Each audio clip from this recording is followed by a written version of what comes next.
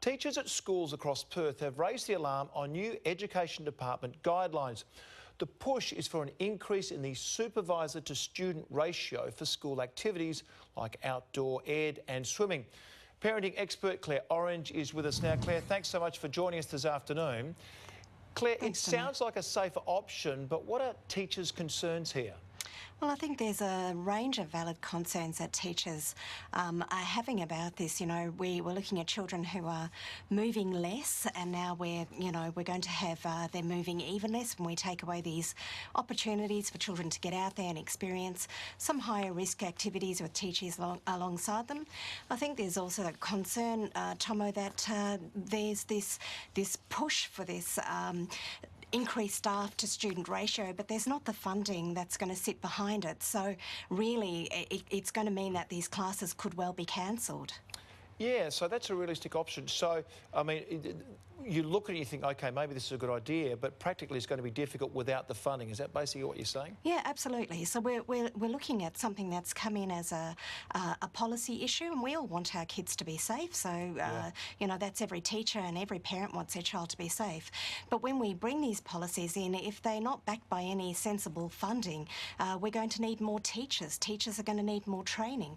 And if the money's not there, parents have to put it up, schools have to put it up, neither have the money. So then we're going to cut these classes, and that's going to be the outcome. Now, with rising obesity rates and kids sitting on screens all the time, what's your take on the guidelines? Well, you know, I think, like I said before, we all want our kids to be safe. We all want policies in place that keep them safe, but this is insane. This is absolutely insane.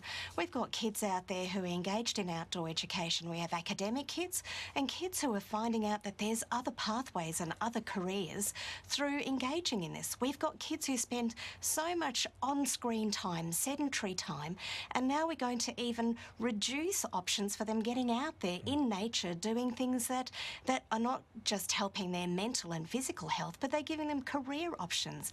You know, I think when we bring things in like this, policy changes, there has to be a funding change that sits alongside it. Otherwise, all we're doing is reducing opportunities for our kids, and that's a crying shame. Makes so much sense. How often do we hear someone, Claire, who say, you know, and during their school year age, they had a teacher, or something was opened up to them. It could be some sort of sport or art or something, and they are spending a lot of time outdoors. It changed their whole lives. They found what they wanted to do for the rest of their life. Absolutely. And, you know, in terms of well-being factors, when we're looking at the well-being of Australian kids, and we know that movement, being outdoors, these are the things that improve the well-being of our children, as well as giving them so many options, Tomo. And then we're going to make these changes without putting the funding behind it. We really do have to think about this much more carefully in our education system. Couldn't agree more. Sometimes I think we think too much or too hard about these things and don't think about the finer details. Claire Orange, as always, thank you. Thank you.